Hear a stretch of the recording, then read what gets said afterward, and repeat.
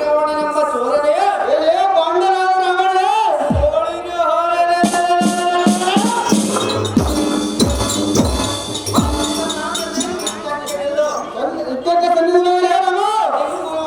ಈ ಕುಂಬರಿಗೆ ಉರುಳಿಸಿ ಬಿಡೋಣ. ಈ ಹರಮ ನಿನ್ನನ್ನು ಬಿರುಗಾಳಿಗೆ ತೂರಿ ಧೂಳಿಪಟದಂತೆ ಗಗನ ಮಂಡಲಕ್ಕೆ ಎಸೆದು ಬಿಡುವನೇ ಬಂಡ ಹಾರಿಸಿ ಬಿಡುವನೇ ನಿನ್ನ ರುಂಡ. ಮಾತನಾಡುವ ಬಂಡ ಮನುಷ್ಯನೇ ನಿನ್ನ ತುಂಟ ಶಾಖೆಯನ್ನು ಎನ್ನ ಮುಂದೆ ಬಂದಿರ ಬಳಿದ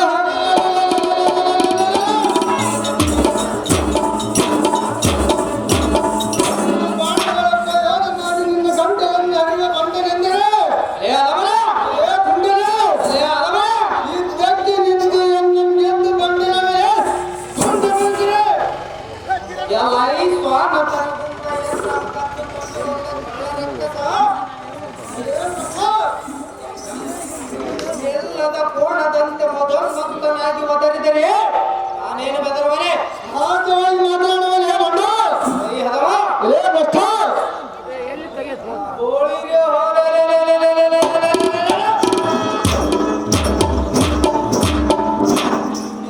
ಕುತ್ತಿಗೆ ಕತ್ತರಿಸಿ ಬಿಡುವನು ದುರದಿರಲೇ ಸ್ವರ ಹರಿಸಿಕೊಂಡು ಯುದ್ಧಕ್ಕೆ ನಿಲ್ಲಲೇ ರಾತ್ರಿಂಚನೆಂಬ ಚಾರ ಮುಗಿಯುವುದು ನಿನ್ನ ಅದೃಷ್ಟ ಪೂರ. ಹೊಂದು ಮಾಡಿದ ಡಾಗಿಯನ್ನು ವಧಿಸಿದಂದು ಗರ್ಭವನ್ನು ವಿಂಗಡಿಸಬೇಡ. ಇಂಡಿಯಳಾದ ಬಾಲಕಿಯನ್ನು ಸಂಹಾರ ಮಾಡಿದ್ರಿಂದ ನಿನ್ನನ್ನು ಪರಾಕ್ರಮೆ ಇದು ನಿನ್ನ ಕಲಿತನವೆಲ್ಲ ತಿಳಿದಂತಾಯ್ತು.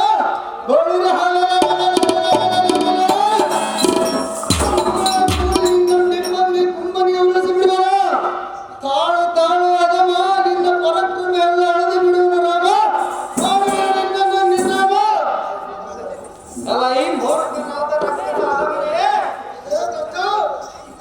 ಈ ನಾವ ಸಮಗ್ರ ಮಾಡಿ ಕೀರ್ತಿಗೊಂಡಿರುವೆ ಎಂಬಂತೆ ಬಾಯಿಗೆ ಬಂದಂತೆ ಬಗಳಿದರೆ ನಿನ್ನ ಒಣಗಚ್ಚರೆಗೆ ನಾನೇನು ಬೆದರುವನೆ. ಯಾರು ಬೆದರು ತಾಳವೇ ಅಲ್ವಾ?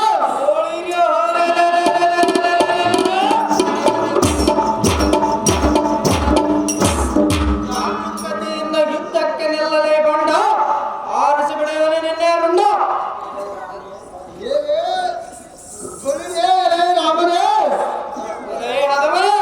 ಹೆಂಡತಿಯನ್ನು ಕಳೆದುಕೊಂಡು ದಾನವರ ಹೆಣ್ಣಿನೊಳಗೆ ಸೇರಿಕೊಂಡು ದಂಡಾಧರಣಿಂದ ಎದುರಿದ್ದು ಗರ್ಜಿಸಿದ ನಾನೇನು ಬೆದರುವನಲ್ಲ. ಸಹಜವಾಗಿ ಬೆದರುವರೇ ಬಣ್ಣ ಮೂರ್ಖ ಅಥವಾ ಯುದ್ಧಕ್ಕೆ ನಿಂತು ಬಂಡನವರೇ ಸುಣ್ಣ ಮಾಡಿದರೆ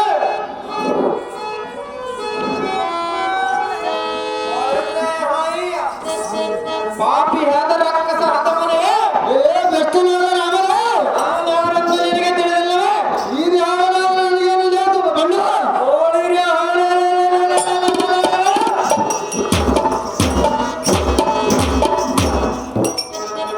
ಕೊಲ್ಲಿದನಾದರೆ ಯುದ್ಧಕ್ಕೆ ಇಲ್ಲೂ ಇಲ್ಲವಾಯಿತೆಂದರೆ ಎಲ್ಲ ಪಾದಕ್ಕೆ ಶರಣಾಗತ ನಾವು ಜೀವದಾನ ಮಾಡುವರು. ಇಲ್ಲವಾಯಿತೆಂದರೆ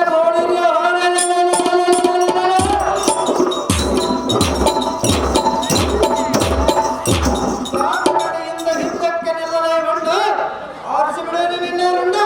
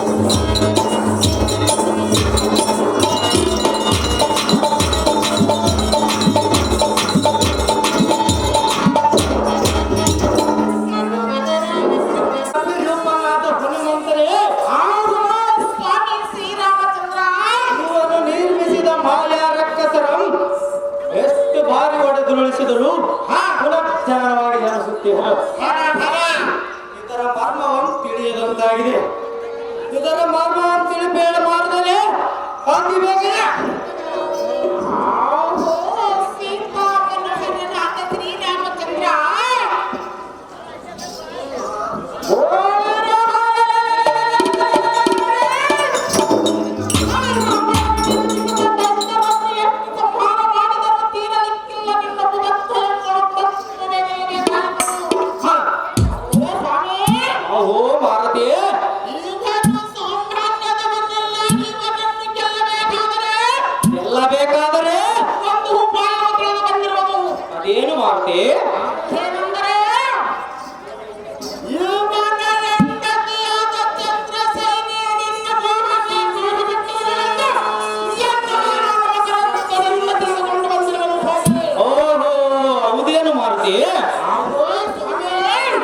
ಆಂಜನೇಯ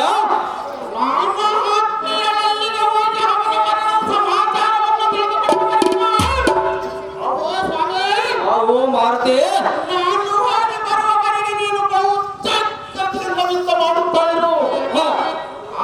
ರಾಮಚಂದ್ರ ಅವೋ ಮಾರುತನೇ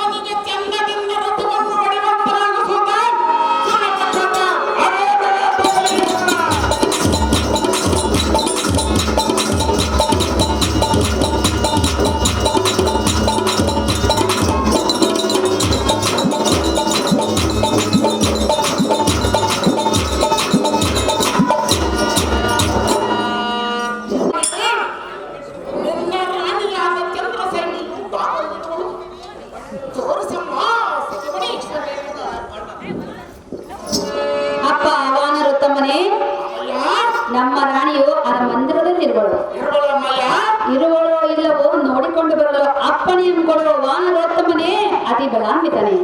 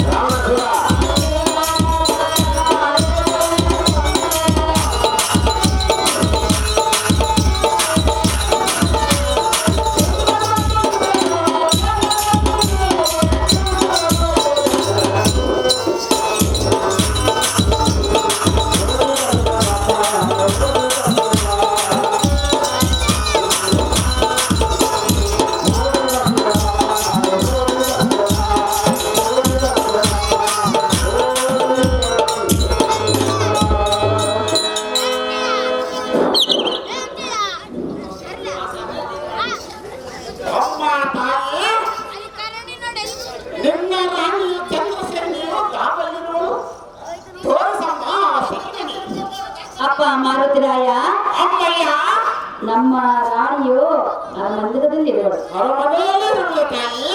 ಮಂದಿರಕ್ಕೆ ತೆರಳೋಣವೇ ಮಾರುತಿರಾಯನೇ?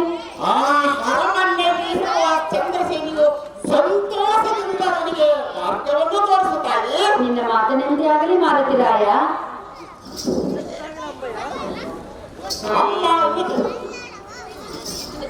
ಅಮ್ಮ ತಾಯಿ, ನೀನು ಹೋಗಿ ಬರುವವರೆಗೂ ನಾನು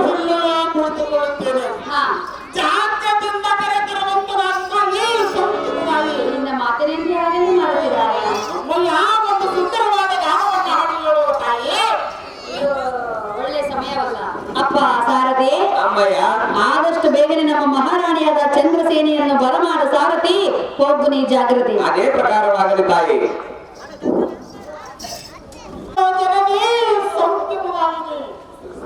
ದೀರ್ಘಾಶಮಸ್ತು ಮೇಲೆ ಕೇಳಪ್ಪ. ನೀನು ದಾರು ಇಲ್ಲಿಗೆ ಯಾತಕ್ಕಾಗಿ ಬಂದಿರುವೆ ವಾನರೋತ್ತಮನೇ? ಅಮ್ಮ ತಾಯಿ ಚೆನ್ನಾಗಿದ್ದೇವು. ಏನದು?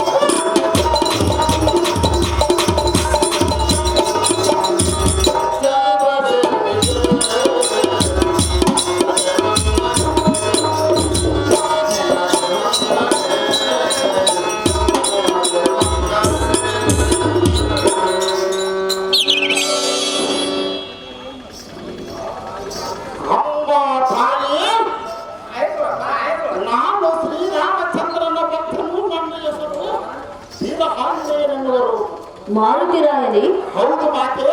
ಬಂದ ಕಾರಣ ಆದರೆ ನನ್ನದೊಂದು ಮಿಥುನ ಮನೆಯಲ್ಲಿ ಉಂಟು. ಅದನ್ನು ನೆರವೇರಿಸುವುದೆಂದರೆ ಏಳುವ ತಾಯಿ ಸಂತತರಾಯಿ.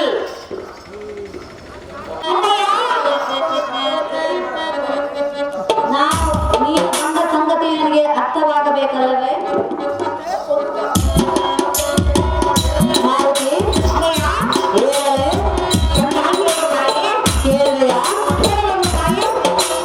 ರಾಮನ ದೂತ ಹನುಮಂತ ಸಾಗರದ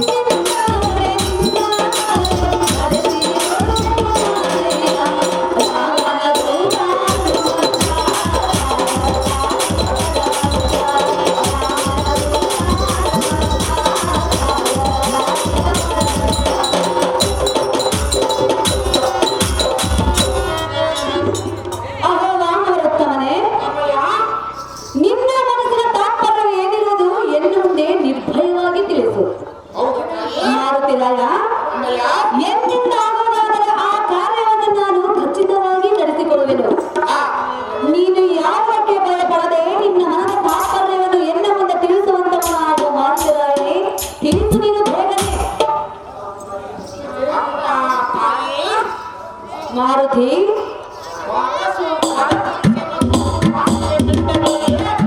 ನನ್ನ ಮೇಲೆ ಅಂತ ಪ್ರಸಂಗ ಬರುತ್ತಿರಲಿಲ್ಲ.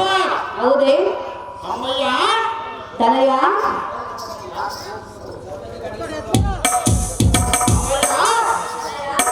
ಪುರುಷನ ಕುರಿತು ಭಾಷೆಯನ್ನಿಟ್ಟ ಮೇಲೆ ಹಾ ಬರುತ್ತಿರಲ್ಲ. ಹೌದೇ ಸತ್ಯದ ಕಡೆ ಸುಳ್ಳು ನುಡಿ ತೆರೆಯುವರು ಅಂದ ಮೇಲೆ ನಿಮ್ಮಂತವರ ಸತ್ಯದ ನುಡಿಯನ್ನು ನುಡಿಯುವುದಕ್ಕೆ ಅನರ್ಥ ಕಾರ್ಯ. ಅಂಬಯ್ಯ ತನಯ ಆದ ಕಾರಣ ನೀನು ವಚನ ಬರುವವರೆಗೆ ನಾನು ಹೇಳುವುದಕ್ಕೆ ಮಗನೇ ಸಂಖ್ಯವಾಗಿರಿ. ಮಾರುತಿ ರಾಯನೇ ಅಮ್ಮ ಜನನೇ, ನಿನ್ನ ಕಾರ್ಯವನ್ನು ನಡೆಸಿಕೊಳ್ಳುವುದೆಂದು ನಾನು ನಿನಗೆ ವಚನವನ್ನು ಕೊಡಬೇಕೆ?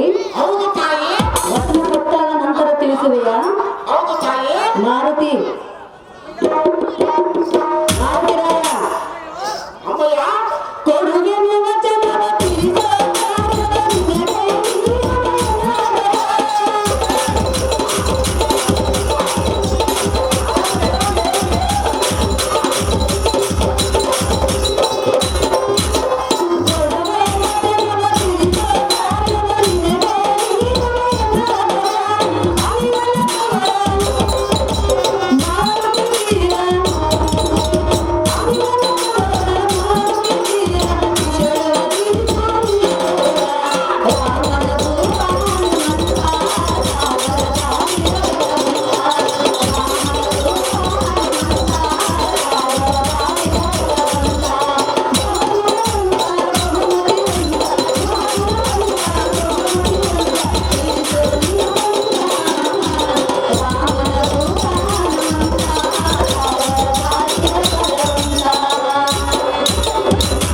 ಆಗೋ ಮಾರುತಿರಾಯನೇ ಅಂಬಯ್ಯ ಈಗ ವಚನವನ್ನು ಕೊಡುವೆನು. ನಿರ್ಭಯವಾಗಿ ನಿನ್ನನಾದ ಕಾರ್ಯವೇನಿರುವುದೆಂದು ಎನ್ನ ಮುಂದೆ ತಿಳಿಸುವಂತವನಾಗು.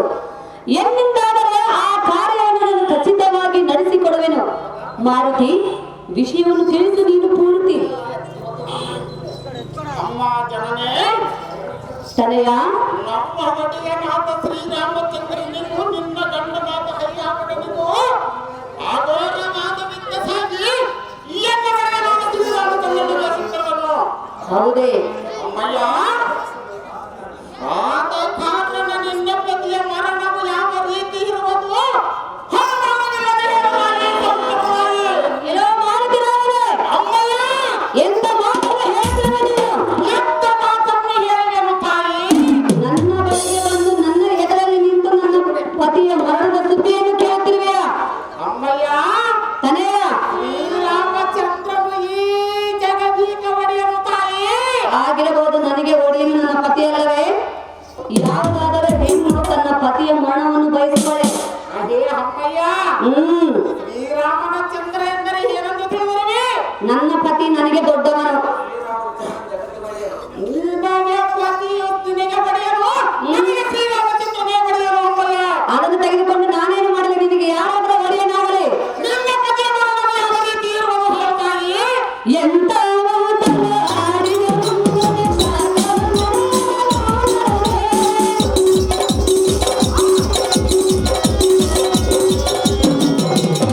ಎಂತ ಮಾತನ್ನು ಆಡಿದನು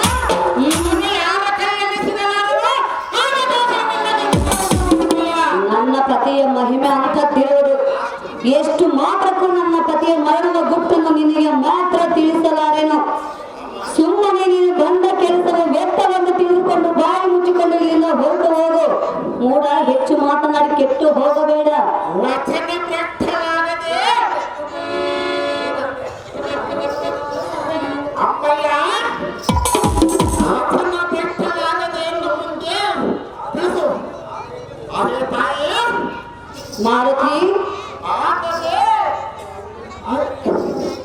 ಆದರೆ ಲೋಕದಲ್ಲಿ ಕೀರ್ತಿಗಿಂತಲೂ ಶ್ರೇಯಸ್ಸು ಯಾವುದು ಅಗೋ ತಾನೇ ಎಂಥಕ್ಕೆ ಸಪ್ತಹದ ಅಲ್ಲೇ ತಾನೇ ಕುವರ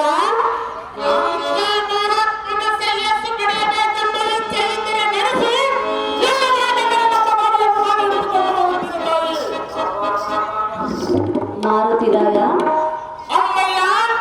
ನಿನಗೆ ವಚನ ಕೊಟ್ಟಂತೆ ನಾನು ನಿನ್ನ ಕಾರ್ಯವನ್ನು ನಡೆಸಿಕೊಡುವೆನು. ಆದರೆ ಎನ್ನ ಮನದ ಗುಟ್ಟೊಂದಿರುವುದಲ್ಲ, ಅದನ್ನು ನೀನು ನಡೆಸುವನೆಂದರೆ ನಾನು ನಿನ್ನ ಕಾರ್ಯವನ್ನು ನಡೆಸುವೆನು. ಹಾಗಾದರೆ ಈ ಮಾತು ನಡೆಸಿಕೊಡುವನು ನೀನು ಸಂತೋಷದಿಂದ ಹೇಳು ಅಮ್ಮಯ್ಯ. ಹೇಳಲೇ? ಕೇಳುವೆಯ? ನಿನ್ನ ವಚನವ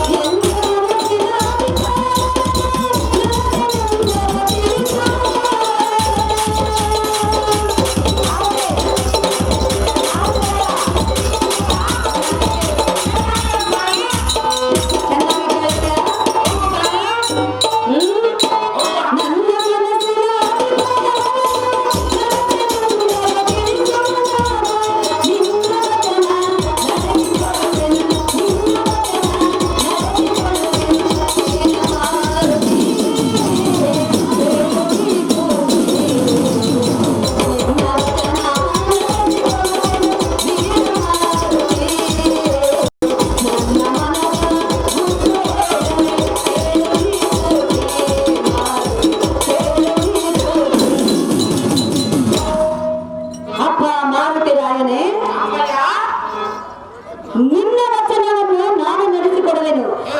ಆದರೆ ಎನ್ನ ಮನದ ಒಂದು ಗುಟ್ಟು ಇರುವುದು. ಆ ಗುಟ್ಟನ್ನು ನಾನು ನಿನಗೆ ಹೇಳುವೆನು. ಎನ್ನ ವಿಷಯವನ್ನು ನೀನು ನಡೆಸಿಕೊಡುವುದೆಂದರೆ ಮಾತ್ರ ನಾನು ನಿನಗೆ ನನ್ನ ಪತಿಯ ಮರಣದ ವಿಷಯವನ್ನು ತಿಳಿಸಬೇಕು. ವಾಸ್ತವವಾಯಿತೆ ನಾನು ಉತ್ತಮನೇ, ಅತಿ ಭಯಂಕರನೇ.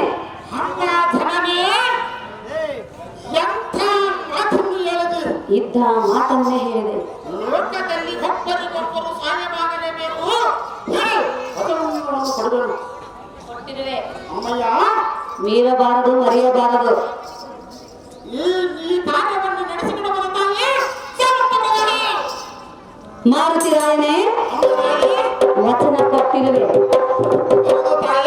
ಕೊಟ್ಟ ವಚನವನ್ನು ಮರೆಯಬಾರದು.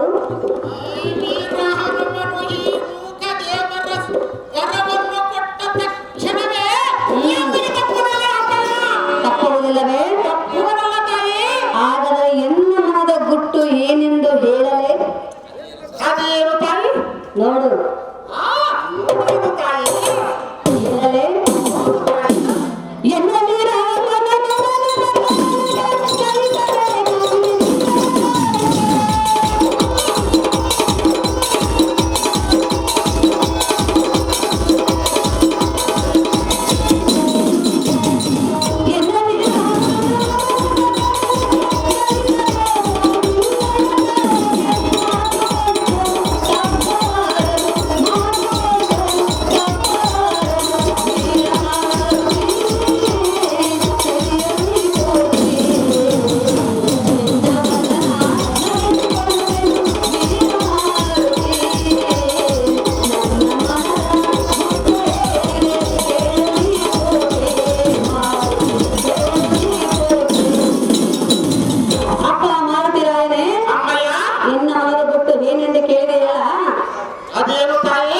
ನಿನಗೆ ಒಡೆಯನಾದ ಆ ಶ್ರೀರಾಮಚಂದ್ರನ ಮೇಲೆ ನಿನಗೆ ಮನಸ್ಸಾಗಿರುವುದು.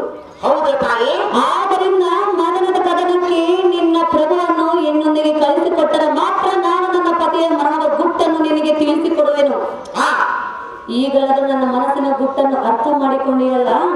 ಹಾ ಅರ್ಥ ಮಾಡಿಕೊಂಡು ತಕ್ಷಣವೇ ಹೋಗಿ ನಿನ್ನ ಪ್ರಭುವನ್ನು ಇಲ್ಲಿಗೆ ಕರೆದುಕೊಂಡು ಬರುವುದನ್ನಾಗ ಮಾರುತಿರಾಯನೇ, ಹೋಗು ನೀ ಬೇಗನೆ. ಅಮ್ಮ ತಾಯಿ ಚೆನ್ನಾಗಿ ಕೇಳು ಅಮ್ಮ. ಹೇಳು.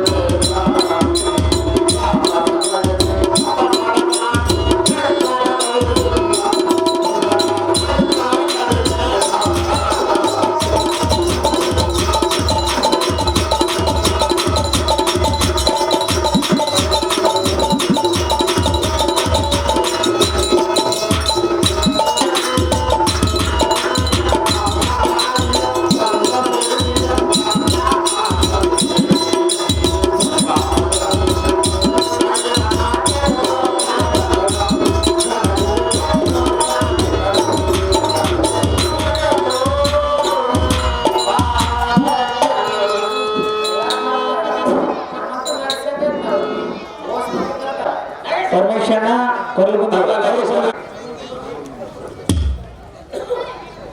ಸನ್ಮಾನ ಮಾಡುತ್ತಾರೆ ಸ್ವಲ್ಪ ಲಾಂಗ್ ಇಟ್ಬಿಡು ಅಷ್ಟೇ.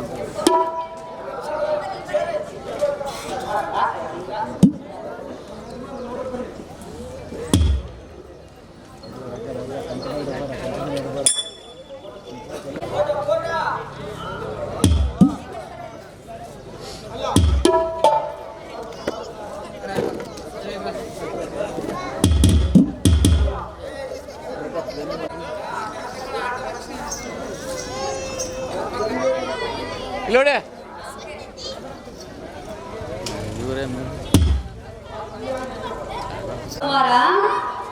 ಶ್ರೀರಾಮಚಂದ್ರನು ಜಗದೀಕ ವೀರನು ಏಕ ಭಕ್ತಿರುವಷ್ಟನು ಹೌದು. ತನ್ನಾಡಿದ ಪತ್ನಿಯನ್ನು ಬಿಟ್ಟು ಹಂಗ ಸ್ತ್ರೀಯರನ್ನು ಕಣ್ಣೆತ್ತಿ ನೋಡಿದವನಲ್ಲ. ಅದು ನಿನಗೆ ಗೊತ್ತಿರುವುದಲ್ಲ ಅಮ್ಮಯ್ಯ ತನಯ. ಅಂತ ಮಹಾಮನ್ಮಗೆ ಎಂತ ಇರಬಾರ ಸುದ್ದಿಯನ್ನು ಅದಕ್ಕಾಗಿ ನಿನ್ನನ್ನು ಮುಂದೆ ಬಿಟ್ಟಿರುವುದು. ಅಮ್ಮಯ್ಯ ಆ ಭಗತಿಯಲ್ಲಿ ಕಾಲದ ಸಲುವಾಗಿ ಹೇಳಿದನು ಶ್ರೀರಾಮಚಂದ್ರ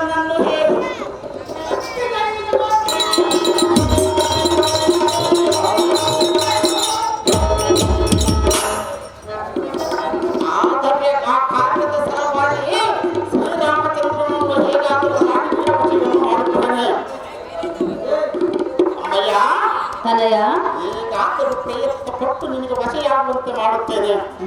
ಅಹೋ ತಾಯಿ ಕುಮಾರ, ಆದರೆ ಇನ್ನೊಂದು ವಿಜ್ಞಾಪನೆ ಉಂಟು. ಏನದು? ಅದು ಏನೆಂದರೆ ಏನು? ರಾಮಚಂದ್ರನು ಏಕಾಂತ ಸ್ಥಾನಕ್ಕೆ ಬಂದಾಗ ಏನಾದರೂ ಒಂದು ಅಪಮಾನವಾದರೆ ನಿನಗೆ ಮಸೆಯಾಗುವುದಿಲ್ಲ. ಹೌದೇ?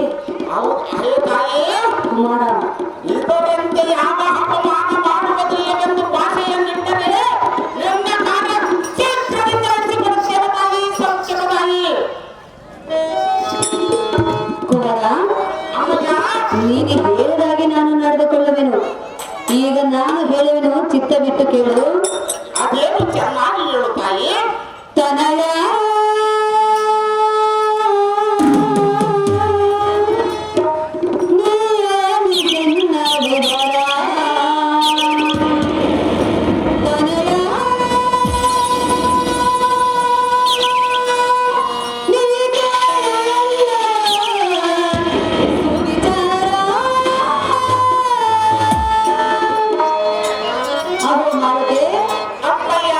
ಚಿತ್ತವಿಟ್ಟು ಕೇಳು, ಜಾಗ್ರತೆಯಿಂದ. ನಾನು ಜಾಗೃತಿಯಿಂದ ಕೇಳುವೆನು ಅಮ್ಮಯ್ಯ. ತನಯ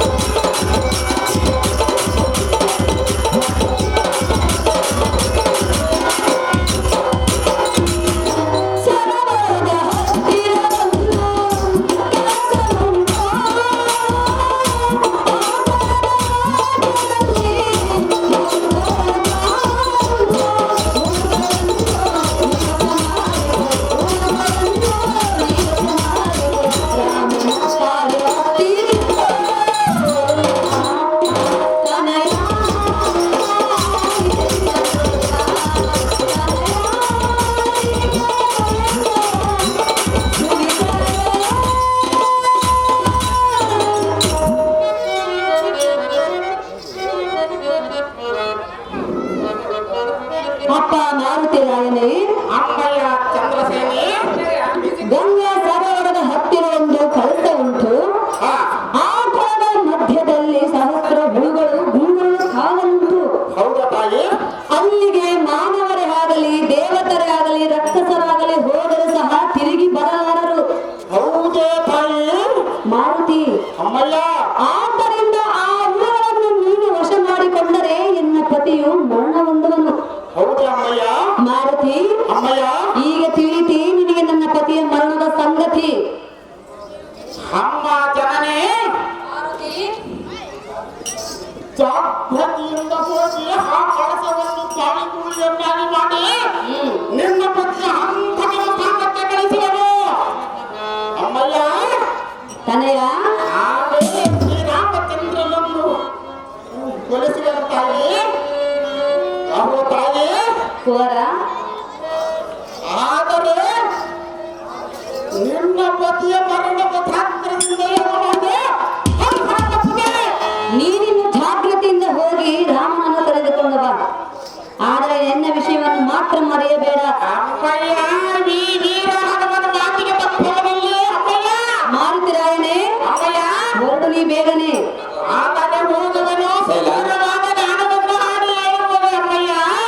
ಚಾನ್ಸ್. ಇದೇ ಗ್ರಾಮದ ರೇಣುಕಾ ಮಹಾತ್ಮೆ ಬಯಲಾಡದೊಳಗೆ ಭಾರ್ಗವರಾಮನ ಪಾತ್ರ ಮಾಡಿ ನಿನ್ನ ಕಾರ್ಯವು ಜಯವಾಗಲೆಂದು ನಿನಗೆ ಜಯದಾರತಿಯನ್ನು ಪೀಠವನ್ನು ಅಲಂಕರಿಸಿದ. ಅದೇ ಪ್ರಕಾರವಾಗಲಿ ತಾಯಿ.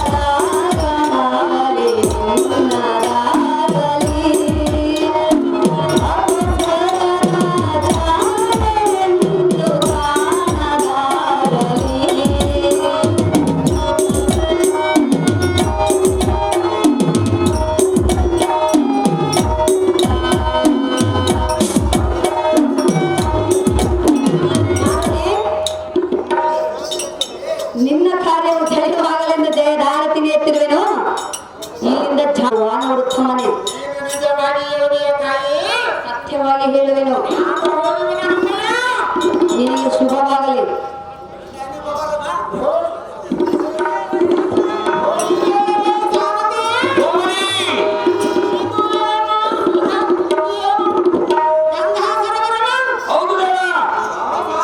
ಸ್ವಾಮಿ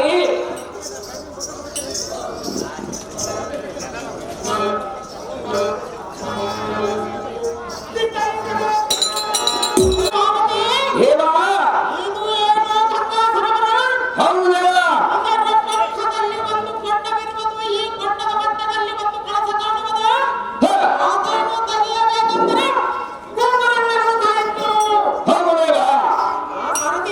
ದೇವಾ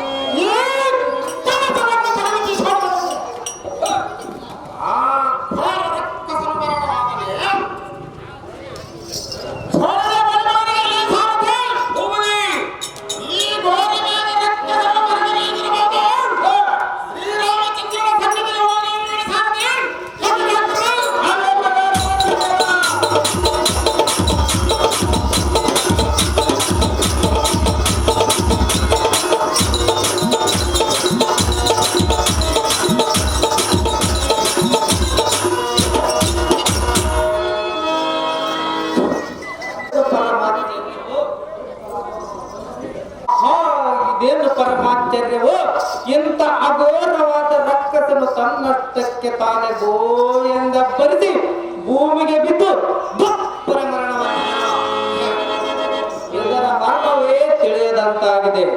ಇದು ನಾಟಕವಾದ ಕಪಟದ ಆಟವೇ ಇರಲೇಬೇಕು. ಸಂಧಿಗೆ ಹೋದ ಆಂಜನೇಯನು ಇನ್ನೂ ಹಿಂತಿರುಗಿ ಬರಲಿಲ್ಲ. ಸ್ವಲ್ಪ ನಿಧಾನಿಸಿ ನೋಡೋಣ ಭಕ್ತನೇ, ನೀರಾದಿ ವೀರನೇ.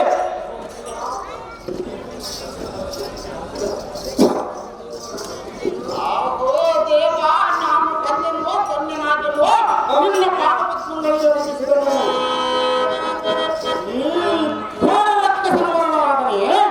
ಆಂಜನೇಯ ಇರುವುದು ಮರಣವಾಗುವುದಕ್ಕೆ ಅನೇಕ ಪ್ರಯತ್ನಪಟ್ಟು ಜೀವನವನ್ನು ಸಾಧನೆ ಮಾಡಿದ್ದಾನೆ. ಅವು ಮಾರುತಿ, ಆದರೆ ಇನ್ನೊಂದು ವಿಷಯವನ್ನು ಅಂದೆನೆಂದರೆ, ಅದೇನು ಮಾರುತಿ? ನಾನು ಚಂದ್ರಸೇನಿಯ ಒಳಗೆ ಹೋಗಿ ಅವನ ಮರಣದ ಸಮಾಚಾರವನ್ನು ತಿಳಿದುಕೊಂಡು ಅದರಂತೆ ಜಯಪ್ರದ ಮಾಡಿಕೊಂಡನು. ರಾಮಚಂದ್ರ, ಅವು ಹನುಮಂತ, ಅಷ್ಟರೊಳಗೆ ಆ ದುಷ್ಟ ರಕ್ಕಸನು ಮರಣವಾಗಿರಬಹುದು. ಅಹೋ ಸ್ವಾಮಿ, ಅವು ಮಾರುತಿ, ಆದರೆ ಎನ್ನ ಒಂದು ವಿಷಯವೆಂದರೆ, ಅದೇನು ಮಾರುತಿ? ಆ ಚಂದ್ರಸೇನಿಯು ಎನ್ನ ಕಡೆಯಿಂದ ವಚನದ ಮಾತನ್ನು ತೆಗೆದುಕೊಂಡಿದ್ದಾಳೆ. ಆ ವಚನವನ್ನು ಹೇಗಾದರೂ ಮಾಡಿ ನಡೆಸಿಕೊಡು ಶ್ರೀರಾಮಚಂದ್ರ. ಈ ಸತ್ಯವನ್ನು ಮಾರುತಿ, ವಚನ ಕೊಟ್ಟರೇನು ತಪ್ಪಿಲ್ಲ.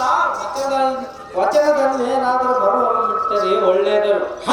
ಅಂದರೆ ಏಕಪತ್ನಿ ವ್ರತಸ್ಥನೆಂಬುದು ನಿನಗೆ ತಿಳಿದಿರಲಿ. ನಮಗೆ ಕಾರ್ಯವನ್ನು ಶೀಘ್ರವಾಗಿ ಮಾಡಿಕೊಂಡು ಜಾನಕಿಯನ್ನು ಕರೆದುಕೊಂಡು ಅಯೋಧ್ಯ ಪಟ್ಟಣಕ್ಕೆ ಹೋಗೋಣ, ನಡೆಯಿರಿ.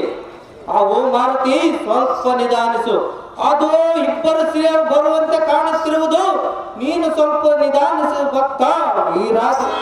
ಭಕ್ತನೇ, ವೀರನೇ. ಓ ಸ್ವಾಮಿ, ಓ ಮಾರುತಿ, ನಿನ್ನ ಮಹಿಮೆಯು ಏನೆಂದು ಹೇಳಲಿ. ಆದರೆ ಚಂದ್ರಸೇನಿಯು ನಿನ್ನನ್ನು ಮಂಚವನ್ನೆಕ್ಕಿಸಿ ಅದರ ಮೇಲೆ ನಿನ್ನನ್ನು ಕೂಡಿಸೋಳು. ಅವು ತಾಯೇ, ಅವು ಸ್ವಾಮಿ, ನಾನು ನನ್ನ ಸ್ವಾಧೀನದಲ್ಲಿರುವ ನಿನ್ನನ್ನು ಮಂಚವನ್ನೆಕ್ಕಿಸಿ ಅದರ ಮೇಲೆ ನಿನ್ನನ್ನು ಕೂಡಿಸಲು ನನ್ನ ಸ್ವಾಧೀನದಲ್ಲಿರುವ ಗುಂಗುರ ಒಳಗಳನ್ನು ಆ ಮಂಚದ ಕಾಲನ್ನು ಬರುವಂತೆ ಮಾಡುತ್ತೇನೆ. ಅಹೋ ಸ್ವಾಮಿ, ಅವು ಮಾರುತಿ, ಆಗ ಮಂಚವ ಮುರಿದು ಬೀಳುವುದು. ನೀವು ಅಲ್ಲಿಂದ ನನಗೆ ಅವಮಾನವಾದಂತೆಲ್ಲ ಹಿಂತಿರುಗಿ ಬರಬೇಕು ಸ್ವಾಮಿ. ಹೌದು ಮಾರುತಿ.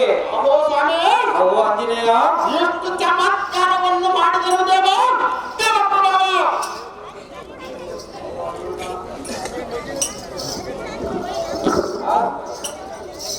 ಆಹೋ ಹನುಮಂತ,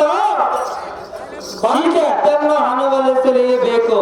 ಒಲ್ಲೆಂದರೆ ಇದನ್ನಾರು ಹರಿಯರು.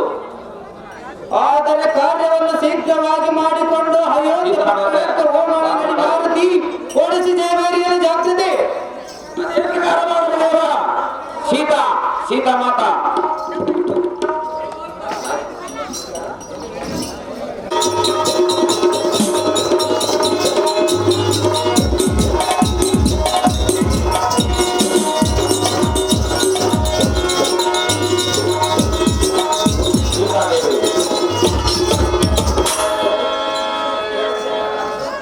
ಚಂದ್ರಸೇನೆಯೇ, ಈ ಲೋಕದಲ್ಲಿ ಎಷ್ಟು ಶ್ರಮ ಪಟ್ಟು ಹುಡುಕಿದರೂ ನಿನ್ನಂತ ಸ್ತ್ರೀಗಳು ಸಿಕ್ಕಿರಲಿಲ್ಲ.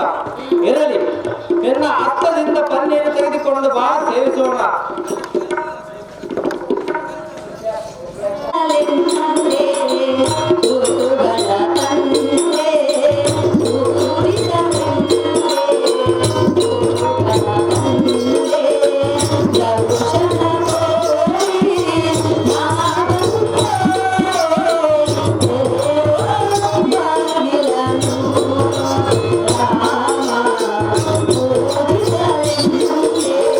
Thank you.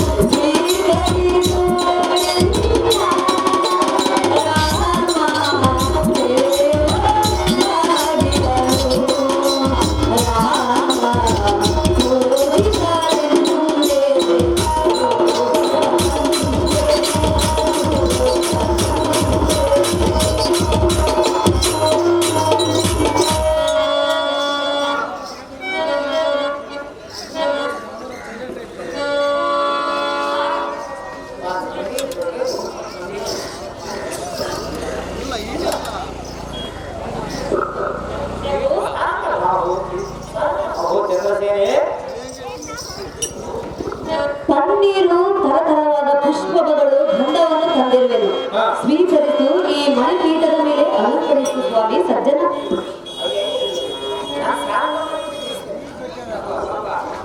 ಅವಮಾನವಾಯಿತು. ಆಂಜನೇಯ, ಸ್ವಾಮಿ ರಾಮಚಂದ್ರ, ನಾವು ಇಲ್ಲಿ ನಿಲ್ಲಬಾರದು, ಹೋಗೋಣ ನಡಿ ಮಾರುತಿ. ಅತಿ ಜಾಗ್ರತೆ. ರಾಮಪ್ರಭು, ಎಲ್ಲವೂ ಸರಿಯಾಗಿರುವುದು. ಅದು ಏನಾಯ್ತೆನ್ನುವುದೇ ನನಗೆ ತಿಳಿದಿಲ್ಲ ಸ್ವಾಮಿ ಸಜ್ಜನ ಪ್ರೇಮಿ.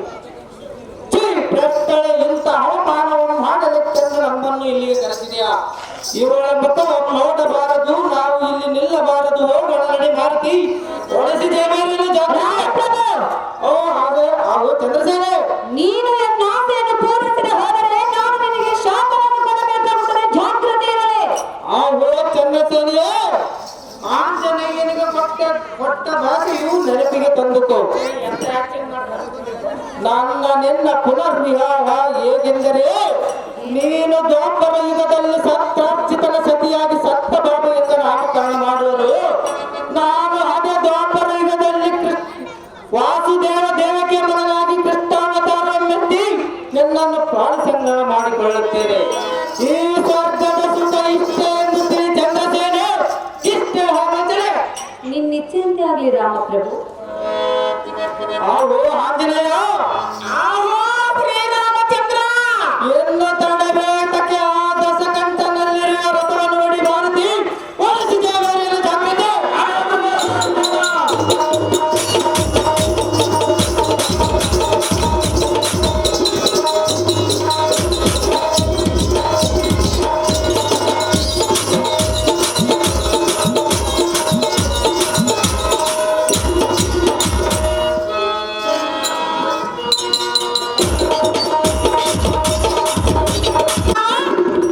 ಆಹೋ ಮಾರುತಿ, ಜಾಗ್ರತೆಯಿಂದ ಸೀತಾಮಾತೆಯಾದ ಸೀತಾದೇವಿಯನ್ನು ಕರೆದುಕೊಂಡು ಬರಬೇಕು.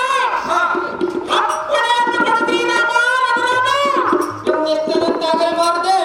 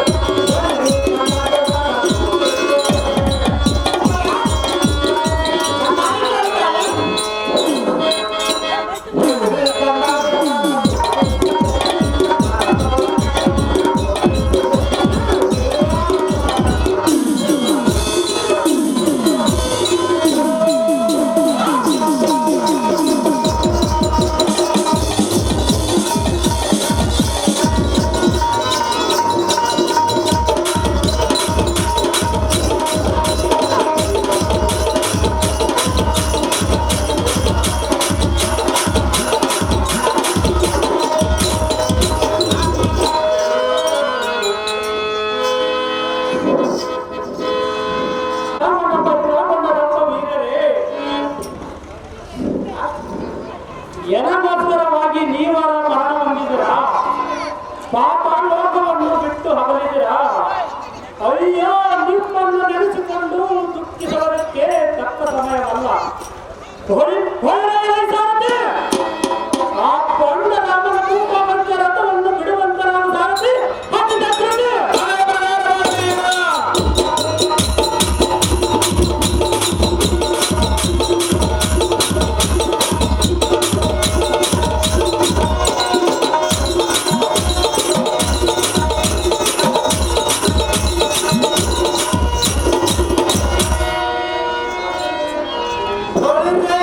ಕಳ್ಳನಾದ ತೋರ ರಾವಣನೇ, ಎಲೈ ಭಂಡ ರಾಮನೇ,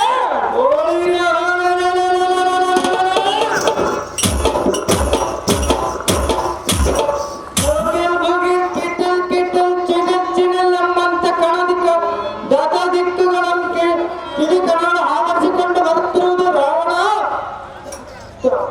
ರಾವಣ ನಿನ್ನ ಮುಗಿಯಿತು ನಿನ್ನ ಭಂಡ ರಾಮನೇ, ಭಂಡ ಹನುಮನೇ, ಐರಾವಣರೆಂಬ ಪರಾಕ್ರಮಿಗಳನ್ನು ಗೆದ್ದನೆಂದು ಉಪ್ಪುಪ್ಪಿ ಮಾತನಾಡುವೆ ಬಂಡ. ಸಹಜವಾಗಿ ಮಾತನಾಡುವನೇ ಬಂಡ.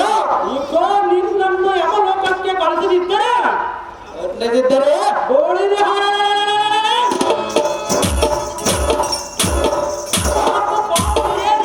ಚಕ್ರವರ್ತಿ ಎನಿಸಿ ಬೆಳೆದ ಈ ರಾವಣಾಸುರನ ಮುಂದೆ ಇಲ್ಲ ಚಂಬವನ್ನು ಕೊಚ್ಚಬೇಡ. ಸಹಜವಾಗಿ ಕೊಚ್ಚುವನೇ ಬಣ್ಣ. ಜಾಗೃತಿಯಿಂದ ಯುದ್ಧಕ್ಕೆ ಸನ್ನಿಧನಾಗು ರಾಮ, ಮಾಡುವೆ ನಿನ್ನನ್ನು ಎರಕಮ. ಈ ದಶಮುಖದ ಹುಳುವೆ, ಏ ಭಂಡರಾಮನೇ, ಬೃಹತ್ ಬಾಣವನ್ನು ಭೇದಿಸುವೆಂದು ಗರ್ವಂ ಬಿಡು. ಈಕೋ ಅನಂತ ಕೋಟಿ ಪದ್ಮನಾಭ ಎಂಬ ಚಂದ್ರಾಯುಧಂ ದಶ ದಿಕ್ಕುಗಳನ್ನು ಆವರಿಸಿಕೊಂಡು ದಶ ಶಿರಗಳನ್ನು ಕತ್ತರಿಸಿ ಬಿಡುವನು.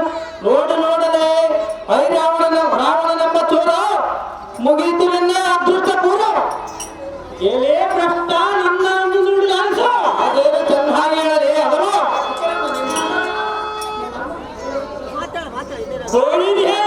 ಭಂಡ ರಾಮಚಂದ್ರ, ಹದಮ ರಾವಣನೇ, ನೀನು ನುಡಿಯುವ ನೀಚ ನುಡಿಗಳನ್ನು ಕೇಳಿ ಎಂದರೆ ಕೋಪಾತ್ಮಕ ಜ್ವಲೆಂದು ಗುರಿಯೋದು. ಇಗೋ ನಿನ್ನ ಗುಂಡಿಗೆಯನ್ನು ಸರ್ಪನಿ ಸೀಳಿಯನ್ನ ಕರದಂಡ ನಿಮ್ಮ ಕಟ್ಕದಿಂದ ನಿನ್ನ ತೆರವನ್ನು ಖಂಡಿಸುವನು.